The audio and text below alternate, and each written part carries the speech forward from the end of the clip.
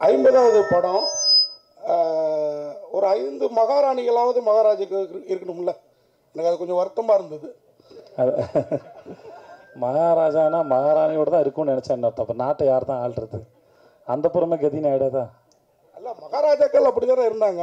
எல்லா மகாராஜா அப்படி இருந்துக்கு வாய்ப்பு இல்லை இல்லைன்னு. ரைட்டு. இப்போ 50வது படத்துலேயே அந்த காலத்து மகாராஜா, 75வது 100வது படத்தில் முதல்வர், பிரதமர், கவர்னர், ஜனாதிபதி. அதாவது மகாராஜ் கீழே தான் பதவி. நீங்கள் சொல்கிறது வந்து அது கீழே போயிடுதுல இல்லையா? இல்லை, இந்த காலத்துக்கு. இந்த காலத்துக்கான மகாராஜாங்கிறது அப்படி யோசிச்சு வைக்கல. எனக்கு இந்த படத்துக்கு மகாராஜான் வச்சதே வந்து ஒரு சாமானியன், அவன் முடித்திருத்தும் தொழிலாளி, அவனுக்கு மகாராஜான் பேர் வச்சு அவனை அந்த சீட்டை சிம்மாசனம் ஆக்கினது இருக்குல்ல, அது நான் ரொம்ப ரசிக்கிறேன். ஸோ அதனால் டைட்டில் வந்து 50வது படம் அப்படி இருக்குன்னு நினச்சி வைக்கவே இல்லை. அது அமைஞ்சு போச்சு.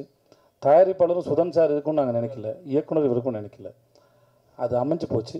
ஸோ அது வந்து ஒரு இதுவாகிடுச்சுன்னு வச்சுக்கோங்க.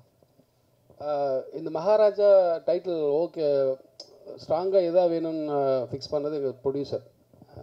ஒரு ரேண்டமாக எழுதும்போது மகாராஜான்னு சொல்லும்போது இது வச்சுக்கலான்னு சொன்னார். இல்லை யோசிக்கலான்னு ஒரு 3 நாள் இல்லை இதுதான் வேணும் அப்படின்னு சொல்லி ஸ்ட்ராங்காக இது பண்ணது எங்கள் ப்ரொடியூசர் சுதன் சார். பிரயாச்சத்தன் சார் தேடுறீங்களோ? மேடையில் ஒரு மாதிரி சொன்னீங்க, ஃபோன் எடுக்க மாட்டேங்கிறாருன்ட்டு. இல்லை அவர் அதே மறுத்து பேசல. அவர் ஃபோன் எடுக்கலைங்கிறது உண்மை தான். அவர் காசு கொடுத்து படம் எடுக்க சொன்னாருங்கிறது உண்மை தான். எல்லாம் உண்மையும் சொல்லிட்டாப்புல. முக்கியமாக அவருக்கு நிஜமாக நித்தினுக்கு வந்து இன்னும் பேசவோ மறைச்சி பேசவோ தெரியல. நான் சொன்னேன் கொஞ்ச நாள் பழகிடும்டா, இன்டர்வியூலாம் பார்த்து கற்றுக்கூடா, மற்றவங்க இப்படிலாம் பேசணும் பார்த்து கற்றுக்கோன்னு சொல்லியிருக்கேன்.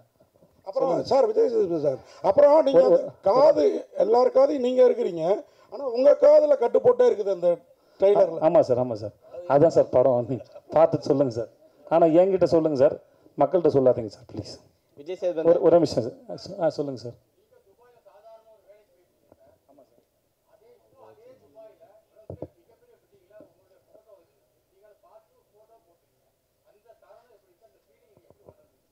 நான் இது இப்போ துபாயில் எல்லா இன்டர்வியூலையும் சொன்னேன், நம்ம மக்கள்கிட்டையும் அதை பகிர்ந்துக்கல, சந்தோஷம் தான் சார். முதல்ல இதை நான் சொல்லி சலிச்சு போன கதையாக இருந்தாலும் கேட்குறதுக்கு ஒரு சுவாரஸ்யம் இருக்குன்னு நினைக்கிறேன் சார். இங்கே ஒரு கம்பெனியில் அக்கௌண்டண்ட்டாக வேலை பார்த்துருந்தேன் சார். அது பேர் GKS enterprises, cement company sir. மாதம் 3500 சம்பளம் சார். இன்னொரு ஃப்ரெண்டு சொல்லி ஹீரோ ஸ்டார்னு ஒரு கம்பெனி இருக்குது, அங்கே துபாயில் வேலை கேட்குறாங்க, அங்கே 12,000 சம்பளம்னு சொன்னாங்க, 1000 திராம் சேலரி. என்கிட்ட இப்போ பாஸ்போர்ட் இல்லை. நான் வந்து பாஸ்போர்ட் எடுக்கிறதுக்காக அப்ளை பண்ணியிருந்தேன். டைம் ஆகிடும், எனக்கு சீக்கிரம் போகணும், 10 நாளில் ஊருக்கு போகணுன்னு சொல்லிட்டாங்க சார். அப்போ வந்து நானே என்னோடய degree certificate, ration card, contract certificate எல்லாத்தையும் எடுத்துகிட்டு நேராக கமிஷன் ஆஃபீஸ் போய்ட்டேன். அங்கே ஒரு நல்ல மனுஷன் இருந்தார். எனக்கு யாரையும் எதிர்பார்க்கல, ஏன்னா ஏரியாவில் கவுன்சிலர் பார்க்கணும்னு சொன்னாங்க, காசு கொடுங்கன்னு சொன்னாங்க. கையில் சுத்தமாக காசு கிடையாது, எனக்கு எதுவும் தெரியாது. அப்போ நான் இருந்த ஏரியா ஓகே. அப்போது நான் நேராக எதுக்கு எனக்கு யாரும் தெரியாதும்போது நான் நேராக கமிஷன் ஆஃபீஸ் போயிட்டேன். அங்கே போய் இந்த டிபார்ட்மெண்ட் கேட்டு உள்ளே இருந்தது ஒரு நல்ல மனுஷன் இருந்தார். அவர்கிட்ட இதெல்லாம் காமிச்சு, சார் குடும்ப சூழல்னால நான் வேலைக்கு போகிறேன், எனக்கு இந்த மாதிரி கேட்குறாங்க சார், சீக்கிரம் போனோம் சார்னு. நல்ல நேரம் அவர் எடுத்தார் பாஸ்போர்ட். அந்த பாஸ்போர்ட் அப்ளிகேஷன் இவ்வளோ வந்திருந்தது சார். அதை எடுத்து என்னோடய அப்ளிகேஷன் எடுத்து, தம்பி நீங்கள் நாளைக்கு காலைல போயிடுங்க உங்கள் ஏரியா போலீஸ் ஸ்டேஷனுக்கு. ஏரியா போலீஸ் ஸ்டேஷன் போனேன். அவர் வந்து என்னை கேட்டார், உங்களுக்கு கமிஷன் ஆஃபீஸில் ஆள் தெரியுமான்னு. எனக்கு யாரும் தெரியாது, ஆனால் எனக்காக அவர் சொல்லியிருக்காரு. பாஸ்போர்ட் கிடச்சிது, வாங்கிட்டு ஊருக்கு போனேன். ஒரு கவர் கொடுத்துருந்தாங்க. அந்த கவரை பார்த்து பட்டேல்னு ஒரு தாத்தா வருவார், அவர் கூட்டிகிட்டு போகிறேன்னு சொல்லிட்டாங்க. அவருக்கு 75 வயசு, எனக்கு 20 வயசு. அப்போது அவர் வந்து என்ன 21 வயசு எனக்கு. அவர் வந்தார், விஜய் அப்படின்னாப்புல கூப்பிட்டு போனால். வெளியே வந்தால் பாலைவனத்தில் மழை பெய்யுது. நம்ம துபாயில் பெரிய ஆளாக போகிறோம்டா அப்படின்னு நினச்சி கனவுகளோடு நான் போகிறேன். அங்கேருந்து ஒரு 15-20 நிமிஷம் என்னோடய ரூமு. அது மாதிரி ஒரு 6க்கு 3 பெட் ஒன்று கொடுத்தாங்க. அப்புறம் முடித்தோடனே என்னை நேராக கோயிலுக்கு கூப்பிட்டு போனாங்க. சரி, கோயிலுக்கும் போயிட்டோம், கன்ஃபார்ம் ஆகிடுச்சு நான் பெரிய ஆள் ஆகிறதுன்னு சொல்லிட்டு சாமியை பார்த்து அப்புறமா என்னோடய ஆஃபீஸ் போனேன், முதலாளியை பார்த்தேன். ஸோ இப்படி அப்புறம் ஆனால் நான் நினச்ச அளவுக்கு வாழ்க்கை மாறலை.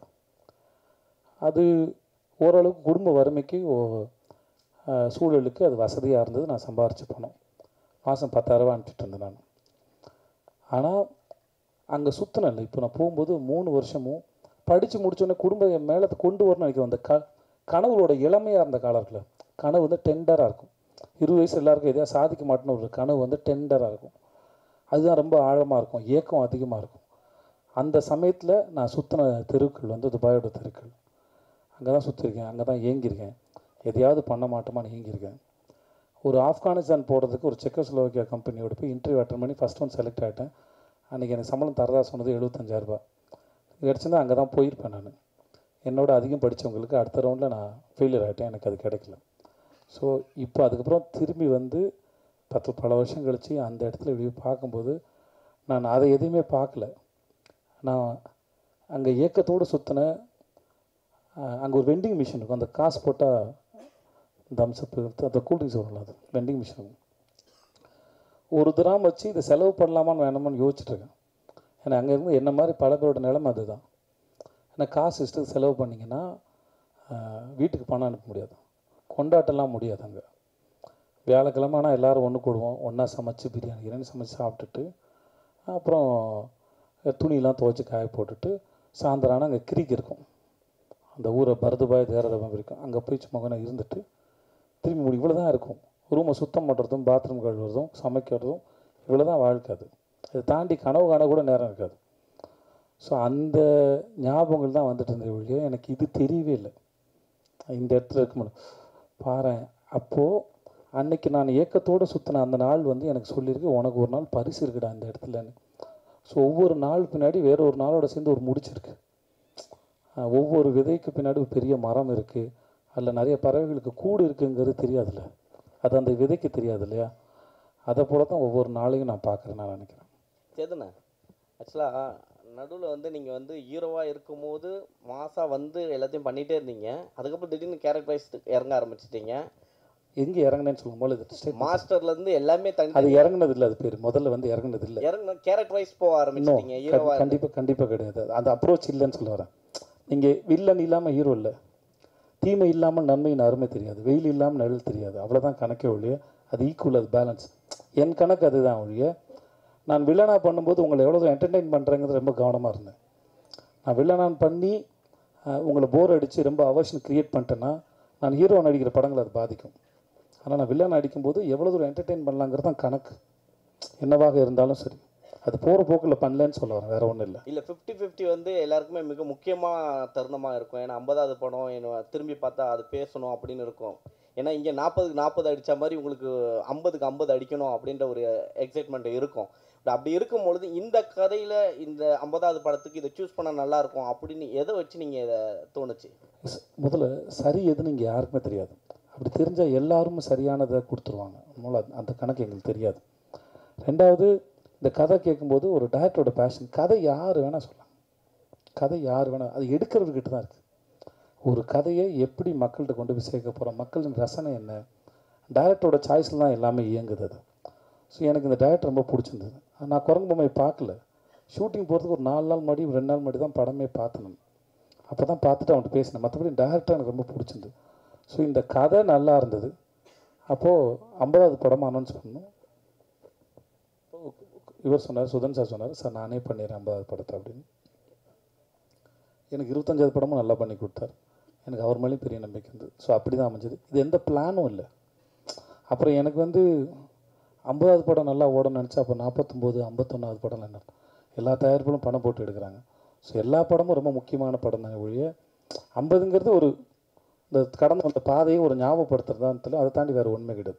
எனக்கு அந்த எண்ணம் கிடையாது 50 நடிச்சிடணும், 100 பெருசாக ஓடிடணும்.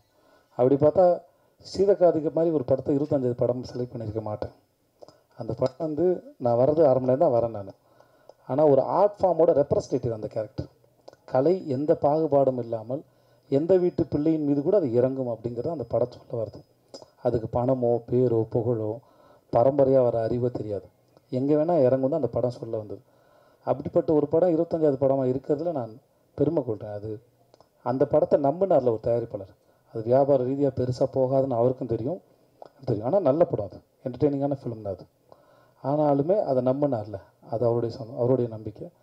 எனக்கு அந்த மாதிரி படம் கிடச்சது எனக்கு பெரிய சந்தோஷம். வேறு டைரக்ட் சார் ஆக்சுவலாக மகாராஜான்றது எப்பயுமே வந்து ஒரு அங்கே ஒருத்தர் கோல்டு அந்த மாதிரி தான் எதிர்பார்ப்பாங்க. பட் ஆனால் நீங்கள் மகாராஜாவில் ஃபுல்லாக பிளட்டாகவே இருக்குது. இது கவித்துவமாலாம் ஆன்சர் பண்ண தெரிலண்ணே, கதைக்கு தேவைப்பட்டுச்சு வச்சுட்டேண்ணே.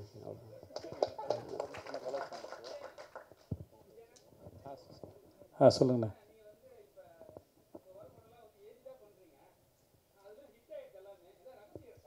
இவ்வளோ ஏஜில் பண்ணிட்டு எனக்கே போர் அடிச்சு. இப்போ நான் வந்து வேணான்னு முடிவு எடுக்கிறேன், எனக்கே போர் அடிக்குது. ஸோ சில சமயம் ரொம்ப நல்லா இருக்குது கதை, அதை நிர்பந்திக்குது. விஷயம் என்ன ஆகிடுதுன்னா, வர எல்லாருமே உங்களுக்கு பேரம்பேத்தி இருக்கான்ற வரைக்கும் சொல்ல ஆரம்பிச்சிடுறாங்க. அப்புறம் அவங்களுக்கு புரிய வைக்க வேண்டியதாக இருக்குது. நானும் எதுக்கு அந்த கேட்டை ஓப்பன் ஆகி வச்சுருக்கேன்னா, சம்டைம்ஸ் ரொம்ப எக்ஸைட்டிங்காக இருந்துச்சுன்னா, ஒரு சில கதைகள் வந்து இப்போ மகாராஜா வந்து நான் வர்றதுக்கு முன்னாடி, இல்லைப்பா எனக்கு வேண்டாம், எனக்கு இல்லை ஒரு 16-17 வயசு பொண்ணு எனக்கு பொண்ணாக அடிக்கிற மாதிரி நான் அடிக்க வேணாம்னு சொல்லி வச்சுக்கோங்களேன், நான் இந்த கதையை மிஸ் பண்ணியிருப்பேன். ஸோ இந்த மாதிரி ஒரு அனுபவம் கிடைக்கும்போது அதை வந்து, ஏன்னா இதுக்கு முன்னாடி தான் மேரி கிறிஸ்மஸ் பண்ணேன், அதில் ஒரு 30 வயசு ஆள் தான் நான் அதில்.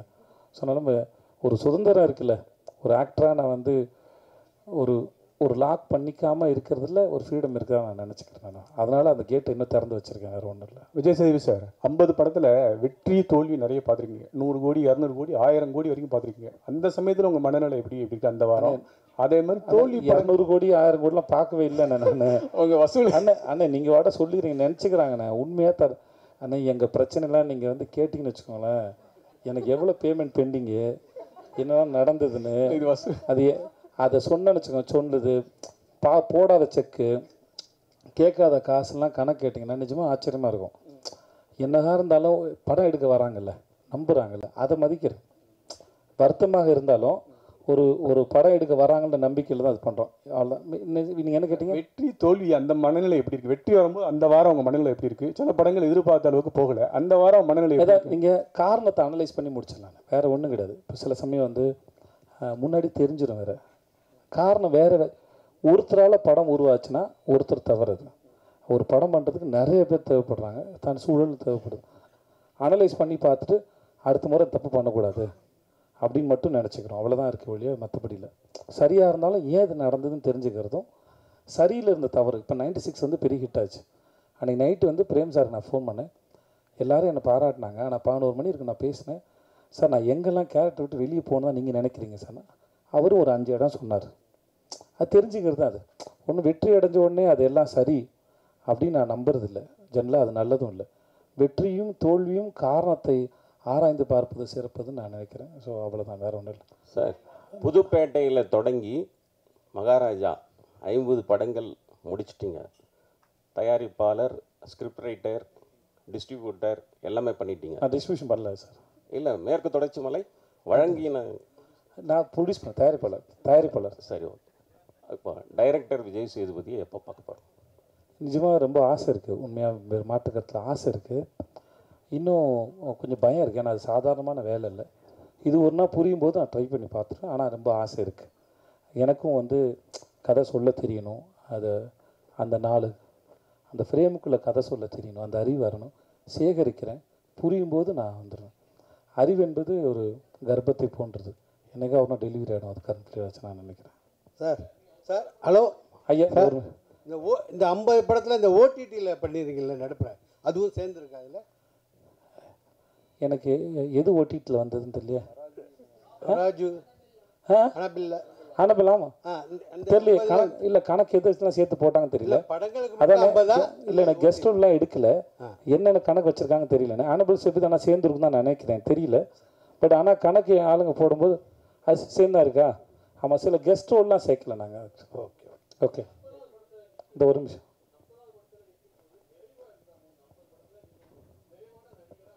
சார் நிறைவு அடையலை சார். நிறைவு அடைஞ்சிட்டா அது முடிஞ்சு போச்சுன்னு அர்த்தம் சார்.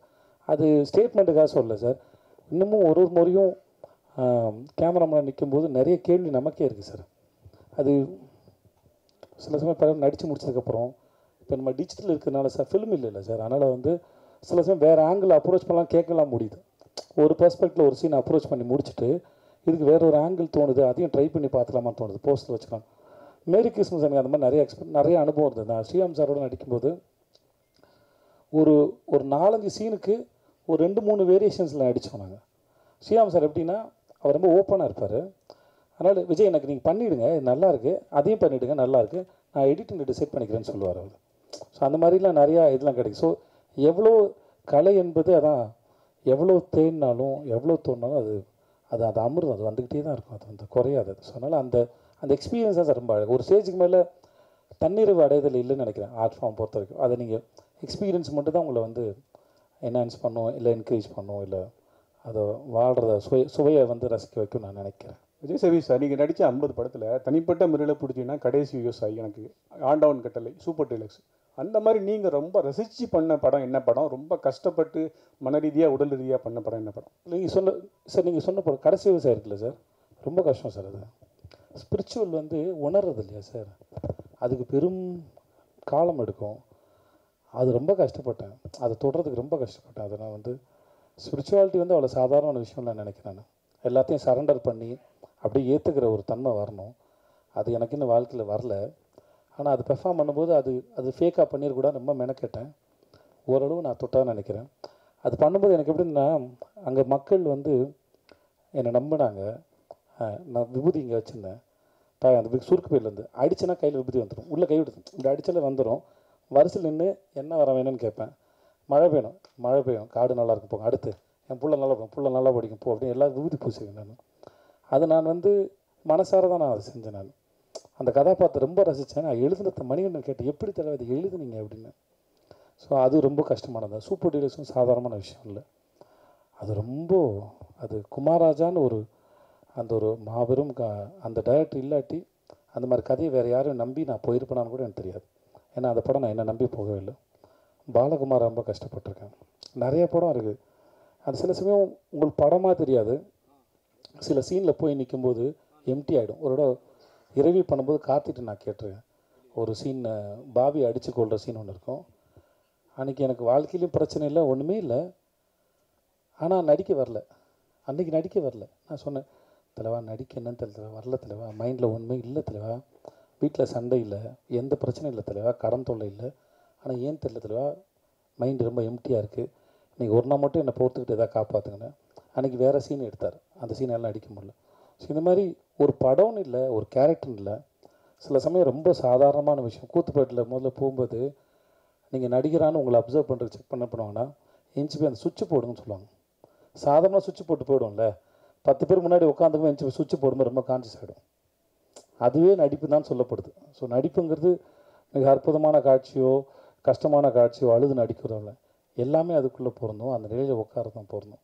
ஸோ அப்படி எல்லாத்தையும் சாதாரணமாக எடுத்துக்க முடியல. இப்போ இந்த படத்துலேயே சில காட்சிகள்லாம் இருக்குது, நான் ரொம்ப கஷ்டப்பட்டேன். இப்போ நீங்கள் கல் தூக்கி போடுறது பார்த்தீங்களா, ஒரு கடைசியில் ஒன்று பார்த்தீங்களா, அதில் நீங்கள் படம் பார்க்கவும் தெரியும், அவ்வளோ எக்ஸ்பிரஷன்ஸ், அதில் அவ்வளோ கணக்கு இருக்குது. நீங்கள் கதை பார்த்துட்டு வரும்போது அந்த இடத்துல உங்களுக்கு அத்தனை சேர்ந்து வந்துடணும். நான் அதை தொட்டுருணும் உங்களுக்கு. நான் அதை கொடுக்கலன்னா அந்த இடத்துல நான் என்னமா முதல்ல ஏமாற்றிக்கிறேன்னு அர்த்தம். ஸோ அதனால் இப்படி எல்லாத்துக்கும் ஒரு கணக்கு இருக்குன்னு சொல்லுவார், வேறு ஒன்றும் இல்லை. விஜயண்ணா இங்கே ஹாய்ண்ணா.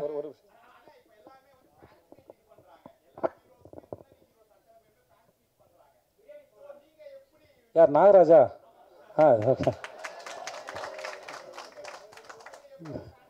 ஏண்டா இவ்வளோ ட்ரெய்லர் போட்டு இவ்வளோ பேசுகிறேன் தம்பி. நான் முன்னாடியே பண்ணிகிட்டு இருந்தேன்டா, 2013, 14, 15 பண்ணிகிட்டு இருந்தேன்னு நினைக்கிறேன். அப்போது எனக்கு வந்து ஒரு ஸ்டேஜில் பயம் வந்துடுச்சு, ரொம்ப தூரம் வராங்க, யாருக்காவது அடி போட்டுரும் பயம் வந்துச்சு. அதனால் ஒரு ஸ்டேஜில் நிப்பாட்டிட்டேன் நான். எல்லோரும் வேறு ஊர்லேருந்து வராங்களா, வேனில் வராங்க, இதுக்காக மற்றவங்க யாருக்கும் அக்கறை இல்லை அப்படி சொல்லி தயவுசெய்து அப்படி எடுத்துக்காதீங்க. என்னுடைய சொந்த பயம் அது. அதனால தான் ஆடியோ லான்ச்சிங்க யாரையும் கூப்பிட்றதில்ல, அங்கேருந்து பாருங்கள் போதுமானதான்னு இருக்கும், அந்த மாதிரி ஒரு காரணம். அப்புறம் எல்லோரும் பண்ணுறதுனால பண்ணணுமான்னு தெரியல. நான் ஒவ்வொரு ஷூட்டுக்கும் எங்கேயாவது வருவேன் இல்லையா, அந்த ஊர் பக்கத்தில் இருக்கவங்களாம் வந்துருங்க, நான் அங்கேயே ஃபோட்டோ எடுத்து அங்கேயே மீட் பண்ணிக்கிறேன் எல்லாரையும் கம்ஃபர்டபுளாக, நீங்கள் அது வரைக்கும் அவங்கவுங்க வேலையை பாருங்கள் அப்படின்னு சொல்கிறேன். இதுதான் எனக்கும் என்னோடய ஃபேன்ஸில் வந்து கம்ப்ளைண்ட் சொல்கிறாங்க. நீ கேட்குற அதையே எனக்கும் என் ஃபேன்ஸ் கேட்குறாங்க, எதுக்கு எங்களை மீட் பண்ண மாட்டேங்கிறாரு மற்றவங்கள மாதிரின்னு. நான் மீட் பண்ணுறேன், அங்கே வரும்போது மீட் பண்ணிக்கிறேன், இதுக்கும் தனியாக அப்படி ஒன்று பண்ணணுமான்னு ஒரு கேள்வி இருக்குது, அதனால் பண்ணுறதில்ல, வேறு எந்த ரீசனும் இல்லை. ஹாய்ண்ணா. விஜயண்ணா இங்கே ஒரே ஒரு கொஸ்டின்.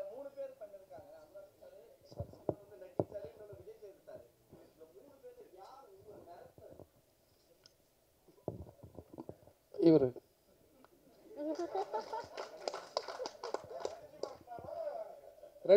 ரெண்டும் பண்ணார். விஜய் அனுராக் சார் ஆக்சுவலி இவர் தான் சார் இல்லை மிரட்டினாப்ல பாருங்கள், மிரட்டினா அனுராக் சார். ஆனால் அனுராக் சார் அவர் எப்படிப்பட்ட டேரக்டர் நீங்கள் பார்த்துருப்பீங்க, அவர் கூட வேலை பண்ணணும்னு நினச்சிருப்பீங்க. இப்போ அவர் எப்படிப்பட்ட ஆக்டருங்கிறதும் உங்களுக்கு தெரிஞ்சிருக்கு. சூப்பரான ஆக்டருங்க. அவர் கூட நீங்கள் கதை பண்ணணும்னு ஏதாவது டிஸ்கஸ் பண்ணியிருக்கீங்களாண்ணா அவர் டைரக்ஷனில்? நானே கேட்டேன். நான் மும்பையில் ஒரு ஃபங்க்ஷன் இப்போ பார்ட்டியில் ஒன்று மீட் பண்ணோம். அப்போ அவர் படம் கென்னடின்னு ஒரு படம் இருக்குது, பார்க்க வரியான்னு எனக்கு கேட்டார். என்னை முதல்ல ஹிந்தி படத்துக்கு அப்ரோச் பண்ணது அவர் தான் 2016. வாசன் பாலன் ஒரு டேரக்டரோடதுக்காக. அப்போது படம் காமிச்சார். நானும் இன்னொரு ப்ரெஸ்ஸில் அவருக்கு ஒரு நண்பர் இருந்திருக்காரு, ரிப்போர்ட்டர். அவரும் நானும் தான் படம் பார்த்தோம். முடிச்சுட்டு 3 பேரும் பேசிட்டு இருந்தோம். அப்போ நான் எனக்கு அந்த படத்தை பற்றின ஒப்பீனியன் சொன்னேன். அது அவருக்கு பிடிச்சிருந்தது. அந்த படத்தில் வந்து கான்ஸில் ஸ்க்ரீன் பண்ணும்போது எனக்கும் தேங்க்ஸ் கார்டு போட்டிருந்தார். இந்த படத்துக்கு நான் அப்ரோச் பண்ணோடனே வந்து எனக்காக பண்ணி கொடுத்தாரு. கதை கேட்கும் மாதிரி ஓகே சொல்லிட்டார் இல்லையா, எனக்காக வந்து பண்ணி கொடுத்தாரு. நடிச்சிட்டு இருக்கும்போது ஒரு சீனில் வந்து அவருக்கு ஷோல்டர் வந்து அடிபட்டு ஒரு மாதிரி அவ்வளோ பெருசாக நகர்த்த முடியல. அப்போது நாங்களாம் வருத்தப்படும் போது அவர் சொன்னார், நல்லவேளை எனக்கு ஷோல்டர் இதுவாகி வலியாச்சு, அதனால் இந்த கை யூஸ் பண்ண முடியல, அது ஷாட்டுக்கு ரொம்ப நல்லா இருக்குனாரு. அதனுடைய ஒரு டைரக்டராக இருந்தபோது மித்தியில் கொஞ்சம் பயந்தான், கம்யூனிகேஷன் கேப் இருந்தது. எனக்கு ஓரளவு ஹிந்தி தெரிஞ்சனால பேசி நான் அந்த கொஞ்சம் உதவி பண்ணியிருந்தேன்.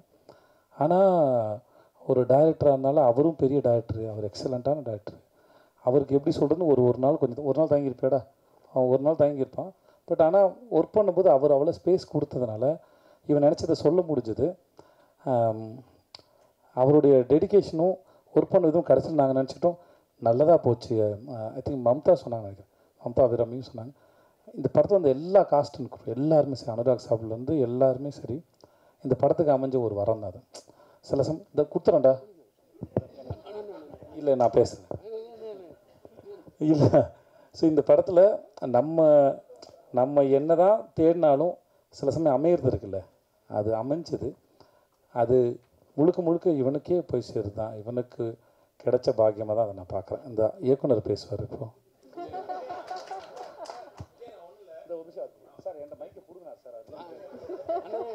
ஒரு பாயிண்ட் அனுராக் சார் வந்து ஒரு சீனில் படியில் விழணும். அவர் பாடி வந்து ரொம்ப ஃபேட்டாக இருக்கும். நமக்கு அது ரொம்ப சார் நீங்கள் லைட்டாக விடுற மாதிரி பண்ணிக்கோங்க, டூப் வச்சு மேட்ச் பண்ணிக்கலாம் அப்படின்னு சொல்லி நமக்கு அது தெரியல, ரொம்ப பிடிச்ச மனுஷனால ஒரு மாதிரி ஒட்டிக்கிட்டு குழந்த மாதிரி ஒட்டிக்கிட்டு அவர் பார்த்துட்டு ஏதோ பண்ணிகிட்டு இருந்தேன். கேமரா சரி சும்மா படுங்க சார், சும்மா ஒரு கியூ மட்டும் கொடுங்க அப்படின்னா டப்புன்னு உழுந்து புரண்டிட்டார். அது கேமரா தெரியாமல் நான் பாட்டு உள்ளே போயிட்டேன். அவர் பிடிச்சி திட்டாரு, அறிவு நீ டைரக்டர் அது என்னது அப்படின்னு சொல்லி திட்டிட்டு அப்புறம் கூப்பிட்டு வச்சு பாடம் எடுத்தார். இப்படி இருக்கணும், நீ பயப்படக்கூடாது, யார் என்ன இருந்தாலும் அப்படின்னு சொல்லி கிட்டத்தட்ட அதுக்கடுத்து ஒரு லென்த்தாக உருண்டிட்டு வரணும். அண்ணன் சொன்ன மாதிரி கை உடஞ்சி போச்சு. கொஞ்சம் இதில் மட்டும் வாங்க சார், நீ நடந்து வந்துடலான்னா அது இல்லை, நீ உனக்கு என்ன தேவையை எடுத்துக்கலாம்னு சொல்லிட்டு உருண்டிட்டே வந்துட்டுருக்காரு. தவழ்ந்து வந்துட்டு இருந்தார். அது ஒரு இதுவாக இருந்தது. நம்ம பெருசாக பார்த்த ஒரு ஆள் வந்து என்ன இப்படி இது பண்ணுறாரா அப்படின்னு ஒரு அந்த எமோஷனை எப்படி எனக்கு சொல்ல தெரியல. ஏதாவது ஒரு விஷயம்னா தப்பானா அண்ணா என்னன்னு சொல்லி அண்ணன்கிட்ட வச்சுப்பேன். அண்ணன் இல்லாத சீனில் ரொம்ப கஷ்டப்பட்டேன். அவர் நிறைய இடங்கள் வந்து கூட வந்து உதவி பண்ணிகிட்டே இருந்தார். ரொம்ப நன்றி. விஜய் சேதுபதி 2 கொஸ்டின் உங்கள்கிட்ட. ஆக்சுவலி ஃபாரினில் போய் வேலை பார்க்குறவங்களுக்கு தான் சொந்த மண்ணோட அருமை தெரியும் அப்படின்னு சொல்லுவாங்க. அதுமாதிரி நீங்கள் அதர் லாங்குவேஜில் போய் நிறைய மூவிஸ் பண்ண ஆரம்பிச்சிட்டிங்க. ஸோ நீங்கள் தமிழ் சினிமாவோட அருமையை அங்கேருந்து பார்க்கும்போது என்னென்ன விஷயங்கள் ஹைலைட்டாக தெரிஞ்சுது, எந்தெந்த விஷயங்கள்லாம் உங்களுக்கு வந்து சார் தமிழ் சினிமாவில் இதெல்லாம் இருக்குது அப்படிங்கிற மாதிரி நீங்கள் சொல்லலாம்? முதல்ல எனக்கு இன்னமும் அந்த அளவுக்கு சென்ஸ் வரல. ஏன் சொல்கிறேன்னா இன்னமும் அந்த மொழியும் கலாச்சாரம் முழுசாக புரியல. இன்னும் நான் அங்கே கன்வின்சிங்காக நடிக்கிறான்னு கூட எனக்கு தெரியல. ஆனால் மக்கள் என்னை ஏற்றுக்கிறாங்க. அவங்க மக்கள் செல்வன் சொல்லும்போது நல்லாயிருக்கு கேட்குறதுக்கு. நம்ம ஆளுங்களுக்கு புரிந்து தமிழ் பேசுகிறோம், நமக்கெல்லாம் புரியும்போது என் மொழி தெரியாதவங்க கூட என்னை அப்படி சொல்லி அட்ரஸ் பண்ணும்போது கேட்குறது நல்லாயிருக்கு. பட் எனக்கு என்னென்னா இன்னும் நான் அதை பண்ணுறதே கன்வின்சிங்காக பண்ணல. அது ஒரு நாள் பண்ணதுக்கப்புறம் தெரியும். மற்றபடி இது உலகத்தில் எங்கே போனாலும் ஒன்று தான், கதை சொல்லப்படுது, கதாபாத்திரம் வழியாக சொல்லப்படுது, அது அந்த இடத்துல அந்த மண்ணில் வாழ்கிற மக்களுடைய உணர்வுகளை பதிவு பண்ணுது. இட்ஸ் டாக்குமெண்டேஷன் நான் நினைக்கிறேன். மற்றபடி எனக்கு எந்த ஒன்று. இன்னொரு கொஸ்டின், ஆக்சுவலி வந்து 50th மூவி அப்படின்னா நீங்கள் கடந்து போகிறேன் அப்படின்னு நீங்கள் சொன்னீங்க. ஆனாலும் மோஸ்ட்லி ஹீரோஸ் என்ன பண்ணுவாங்க அப்படின்னா கமர்ஷியலாக, கலர்ஃபுல்லாக, ஒரு மாதிரி ஃபன்னாக, ஈவன் போஸ்டர்லாம் ரிலீஸ் ஆச்சு அப்படின்னாக்கா அவ்வளோ வந்து ஒரு ஸ்டைலிஷாக இருக்கும்.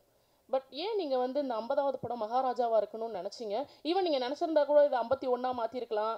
என்ன ஒரு ஆக்டராக எந்த பாயிண்ட் ஆஃப் வியூவில் இது 50வது படம்? நீங்கள் 50வது படம்னு உங்கள் மனசில் நிற்கணும், உங்களுக்கு பிடிக்கணும், உங்களை இம்ப்ரெஸ் பண்ண நான் நினச்சேன். ஸோ அதுக்கு இந்த கதை சரியாக இருந்தது. நான் மனசில் ஒரு விஷயத்தை வச்சுக்கிட்டு அதுக்கு தேடினா செட் ஆகுமான்னு எனக்கு தெரியல. ஏன்னா அதுக்கு பெர்ஃபெக்டாக ஒன்று கிடைக்குமான்னு தெரியாது. இதுவும் தென்கட்சி கோஸ்வாமியின் கதையிலே ஒரு கதை கேட்டிருக்கேன், அதில் வந்திருக்கோம். பெர்ஃபெக்ஷன் என்பது உங்கள்கிட்ட யாரை எதிர்பார்க்கங்களோ அவங்க மனசில் ஒரு ஓவியம் இருக்கும், அதை போல் ஓவியத்தை வரைஞ்சிட்டிங்கன்னா அது பேர் பெர்ஃபெக்ஷன் சொல்லுவாங்க அப்படின்னு ஒரு கதை சொல்லியிருப்பார். ஸோ அந்த மாதிரி என் மனசில் ஒரு விஷயத்தை வச்சுக்கிட்டு அந்த மாதிரி ஒருத்தர் படம் பண்ண நினச்சேன்னா அது தேடி தேடி டயர்ட் ஆகிடும், வயசாகிடும். ஆனால் இவர் கொண்டு வந்து ரொம்ப சிறப்பாக இருந்தது. இதுவே 50வது இருக்கட்டும்னு நினச்சி தான் அந்த பண்ணுறது தான். சரிண்ணா, இது ஐ சார் ஒரே நிமிஷம் ரம்னாக்கு. ஓகே, வேறு கேள்வி. அண்ணா அப்படி ஒன்றும் இல்லை தலைவா, இதுவே இன்னமும் சொல்கிறேன் தலைவா, எனக்கு எப்பயாரோட அந்த மக்கள் செல் வந்து எடுத்துடணும் தலைவா ஆசைப்பட்றேன். அதுவே பட்டம் வேணும் தான் தோன்ட்டு இருக்கு. அறிவு ததான், அறிவு வந்துச்சுன்னா பிரச்சனையே இல்லை, அறிவு இருக்கணும், அது பொறுப்பு இல்லை. எவ்வளோ பேருக்காக சேர்ந்து சிந்திக்கிற ஒரு வேலை இல்லையா, அவ்வளோ அசால்ட்டாக நான் எடுத்துக்க மாட்டேன். அதனால் எனக்கு அறிவு வந்துச்சுன்னா நான் ஓப்பனாக சொல்கிறது, எனக்கு எந்த ஆட்சேபனும் இல்லை. எனக்கு அதை பற்றின சென்ஸ் இருக்கணும். ஆமாம், இவ்வளோ பேருக்கு பதிலாக நம்ம முடிவு எடுக்கிறோம், அவங்க வாழ்க்கை தீர்மானிக்கிறோமோ, ஏதோ ஒரு பொறுப்பு இருக்குன்னா அதுக்கான சிந்தனையும் அறிவும் அரசியலும் தெரிஞ்சால் மட்டும்தான் நான் செய்யணும்னு நினைக்கிறேன். மற்றபடி வேறு யார் மேலே எனக்கு எந்த ஒரு ஒப்பீனியன் கிடையாது. செல்வண்ணா என்ன இங்கே என்னன்னா இப்போ வந்து என்ன ஒரு 2 கேள்வி முடிச்சுக்கலாமா? முடிச்சுக்கலாமா? இப்போ வந்து சேதுனா முதல்ல வந்து ஒரு 2 வருஷத்துக்கு முன்னாடி வந்து ரொம்ப சோஷியலாக இருப்பாங்க, எல்லாரையும் வந்து டக்குன்னு மீட் பண்ணுவாங்க, அதெல்லாம் ஒரு விஷயம் போயிருந்தது. இப்போ வந்து சமீப காலமாக வந்து உங்களை மீட் பண்ண முடியல, உங்களை வந்து ஏதாவது ஒரு ஃபோட்டோ ரிலீஸ் பண்ணுறது கூட கொஞ்சம் கஷ்டமாக இருக்குது அப்படின்னு சொல்லிட்டு ஒரு டூ வீக்ஸ் முன்னாடி, ஒரு லாஸ்ட் வீக் முன்னாடி கூட ஆர்கே வெள்ளிமேகம் ஒரு படத்தோட டைரக்டர், அவர் வந்து 4 படம் மலையாளத்தில் பண்ணியிருக்காரு. அவர் வந்து உங்ககிட்ட வந்து ஒரு டைமோ உங்கள் சைடில் கேட்குறாங்க, யாரும் வந்து ரெஸ்பான்ஸ் பண்ணலையா. அவர் என்ன ஒரு வார்த்தை சொல்கிறாருன்னா, அவர்கிட்ட என்னங்க ஒரு ஃபோட்டோ தான் கேட்க போகிறோம், 4 சென்ட் இடமா கேட்க போகிறோம்னு சொல்லிட்டு வெளி மாநிலத்துலேருந்து வந்து உங்களை வந்து கொஞ்சம், ஆனால் வந்து உங்களுக்கு ரொம்ப பிடிச்ச ஒரு டேரக்டர். அவர் என்ன சொல்கிறாருன்னா, எனக்கு ரொம்ப ரொம்ப பிடிக்கும், வேறு யாரையும் நான் மீட் பண்ணவே போகலை, அவரை மட்டும் நான் போய் பார்க்கலான்னு போகிறேன், உங்கள் சுற்றி உள்ள ஆளுகள் வந்து யாரும் மீட் பண்ண விட மாட்டார். அவர் ஒரே வார்த்தை சொல்கிறார், நான் அவர்கிட்ட வந்து 4 சென்ட் இடமா கேட்க சொல்லட்டுமா? சொல்லுங்கள். 4 சென்ட் என்ன தெளிவாக சொன்னதை புரியும். அதான் எனக்கு புரிஞ்சிச்சு. நான் இதுக்கு பதில் ஒன்றும் இல்லை. ஏன்னா ட்விட்டரில் போய் பார்த்தீங்கன்னா தெரியும், என் படங்களோட மற்றவங்க படம் தான் அதிகம் ரிலீஸ் பண்ணியிருப்பேன். நீங்கள் கம்பேர் பண்ணி பாருங்கள். இது இன்னொரு ஹீரோவுடைய வேறு யாராவது, நான் பேர் சொல்லக்கூடாது, வேறு ஒரு 5-6 ஹீரோக்கள் யாராவது எடுத்துக்கோங்க, அவங்க எவ்வளோ மற்ற படங்கள் ரிலீஸ் பண்ணியிருக்காங்க, நான் எவ்வளோ ரிலீஸ் பண்ணியிருக்கேன்னு பாருங்கள். அப்புறம் ஒரு ஸ்டேஜுக்கு மேலே சொல்லுவாங்க, நான் வர எல்லாத்தையும் பண்ணிகிட்டு இருந்தேன், சிலது வந்து நல்லா இல்லாததையும் பண்ணிகிட்டு இருந்தேன். அப்போ சில பேர் கம்ப்ளைண்ட் பண்ணாங்க, நீங்கள் பண்ணாதீங்க, அதை நம்புகிறோம் நாங்கள் அப்படின்னு சொன்னாங்க. அதனால் ஓரளவு எங்களுக்கு பிடிச்சதை பண்ணிகிட்ருப்போம். 2வது அண்ட் 3வது, இவங்க சொன்னவொன்னே மீட் பண்ண முடியாத சூழல் எல்லாருக்கும் இருக்கும்ல. நான் ஊரில் இருந்துருக்க மாட்டேன், வெளியே போயிருப்பேன், ஏதாவது ஒன்று இருக்கும் இல்லையா. அவர் எப்படி அவர் வேலைகள் பிஸியாக இருப்பாரோ அந்த மாதிரி நானும் என்னுடைய வேலைகள் பிஸியாக இருப்பேன். நிறைய பேர் நிஜமாக நேரம் கிடையாது தான், இருந்தாலும் நான் மீட் பண்ணி சந்தித்து ஃபோட்டோ எடுத்து தான் இருக்கேன். அதுக்கு உதாரணமாக நீங்கள் கடந்த 1 மாதமாக, ரொம்ப நாள் முன்னாடி போனேன், கடந்த 1 மாதம் இல்லை 2 மாதமாக நான் எத்தனை படங்கள் ரிலீஸ் பண்ணிருக்குன்னு பார்த்தீங்கனாலே உங்களுக்கு தெரியும். என் நண்பர் ஒருத்தர் வந்து அவருடைய இது ரிலீஸ் பண்ண சொல்லி கொடுத்தாரு. நான் போஸ்டர் பார்த்தேன், போஸ்ட் நிஜமாகவே எனக்கு கன்வீனியன்ஸிங்காக இல்லை, ஆனால் இந்த படம் வேணாமே அப்படின்னு அவர்கிட்ட சொல்லியிருக்காங்க. ஸோ எனக்கு பிடிக்கணுங்கிறது தான் கணக்கு ஒழிய, மற்றபடி சினிமாவில் இருக்கிறதுனால என் படத்தை மட்டும் ப்ரொமோட் பண்ணணுன்ற அவசியம் எனக்கு கிடையாது. என்னுடைய பாப்புலாரிட்டி இன்னொரு படத்துக்கு ஓரளவு லிஃப்ட் பண்ணணுன்னா அதை செய்யணுங்கிறது தான் எண்ணம். நீங்கள் சும்மா செக் பண்ணி பாருங்கள், அது நான் சொன்னால் நல்லா இருக்காது. அன்பு முத்தங்கள் குறைச்சி போச்சுன்னு சொல்கிறாங்க. அன்பு முத்தங்கள் இல்லை, இப்போ ஏர்போர்ட்டில் கூட்டத்தினரில் கேட்கும்போது கொஞ்சம் கூச்சமாக இருக்குது. நீங்கள் ஷூட்டிங் ஸ்பாட்னால் பரவாயில்ல, ஏர்போர்ட்டில் கேட்கும்போதெல்லாம் அது இப்போ அங்கே உட்காந்து எல்லாம் கொடுத்துருங்கல்ல. அங்கே எல்லோரும் நிறைய பேர் போயிட்டுருக்காங்க, வேறு மொழி பேசுகிறவங்க, என்னடா அவன் எல்லாருமே கிஸ் வச்சுன்னு நீங்கள் மாட்டாங்களா, அது தவிர வேறு ஒன்றும் இல்லை. சேதனா ஒன்றும் இல்லை. ஆக்சுவலி நான் வந்து ஒரு 2K கேட்டேன். ஸோ எங்களை மாதிரி இருக்கிற எல்லாருக்குமே ஒரு சின்ன ஆசை, அதை நான் உங்ககிட்ட கேட்கணும் அப்படின்னு ஆசைப்பட்றேன். ஸோ இதற்குத்தானே ஆசைப்பட்டாய் பாலகுமாரா, நடுவில் கொஞ்சம் பக்கத்துக்கான அந்த மாதிரி படங்கள்லாம் இப்போது நாங்கள் எல்லாருமே பயங்கரமாக எக்ஸ்பீரியன்ஸ் பண்ணுறோம், ரொம்ப பிடிச்சிருக்கு. ஸோ ரீசெண்டாக அந்த மீம் பேஜஸில் நீங்கள் பார்த்துருப்பீங்கன்னு நினைக்கிறேன், அந்த சாங்ஸ் எல்லாம் ரெகுலராக போட்டுருக்கேன். ஸோ அந்த மாதிரி படம் உங்ககிட்ட இருந்து எப்போ நான் எதிர்பார்க்கலாம்? அடுத்து எனக்கு இதற்கு தானே ஆசைப்பட்டாய மாதிரி எனக்கு ஏதாவது ஒரு படம் வேணும். இல்லை சார், நானும் எல்லாருக்குமே இல்லை, நானும் எதிர்பார்க்குறேன். இல்லை என்ன, நீங்கள் அந்த படம் நடிக்க ரொம்ப ஜாலியாக இருக்கும், இன்ஹிபிஷன்ஸே இருக்காது, நீங்கள் வந்து ஜாலியாக இருக்கும். எனக்கு அமையலை. இப்போ பாலகுமார் வந்து அமைஞ்சது, அமையணும், அதான் சொல்கிறேன், அமையணும். அது இப்போ எழுதுனவங்க மட்டும் நம்பினா பத்தாது, நடிக்க போகிறேன் நான் நம்பினதான் என்னை நம்பி படம் பார்க்க வர உங்களுக்கு நான் சரியாக கொடுக்க முடியும்னு அர்த்தம். அப்போ அதே மாதிரி ஒன்று எழுதிட்டு வந்தால் அது நடக்காது. அது ஒரு மூடு, வேற ஒரு மூட்லேயும் அதை கொடுக்கணும். சார் 2 வச்சுக்கலாம். அடுத்து ஆனால் அந்த படம் பார்க்குறப்போ என் வயசு 15. அப்போ நீங்கள் சொன்னது எதுவுமே புரியலை. ஆனால் இப்போ எல்லாமே புரியுதுங்கிறத மட்டும் பதிவு பண்ணிக்கிறேன். Okay, thank you. ஒரே நிமிஷம் இருங்க சார்.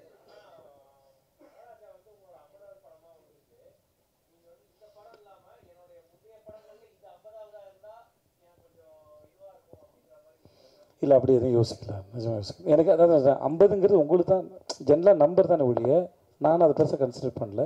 எல்லா படத்தோட வெற்றி முக்கியம். கடைசியாக முடிச்சிக்கலாம் சார். சார் ரொம்ப நேரம் அது கேளுங்க சார். ஒரே நிமிஷம்ங்க. இவர் ரொம்ப நேரமாக ஒரு பெரிய மனுஷன் கேட்டே இருக்காப்புல சார். பதில் சொல்லிக்கிறேன், நீங்கள் கேளுங்க. மொத்தமாக வெள்ளை கலர் டை அடிச்சு வந்துருக்கீங்கன்னு நினைக்கிறேன், இல்லைண்ணா?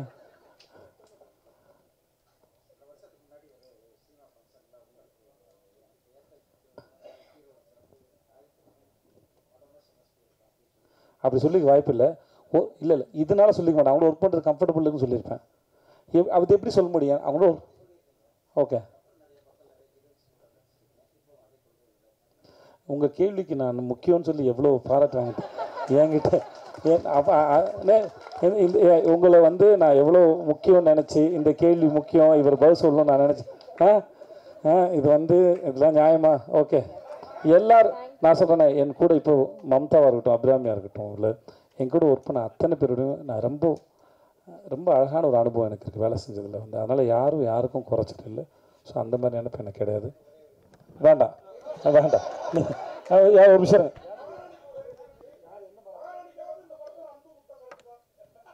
சார், அது கரெக்டு. இதுக்கு இல்லை நீங்கள் படம் பாருங்கள், தெரியும் மகாராணி யார் இந்த படத்தில் உங்களுக்கு.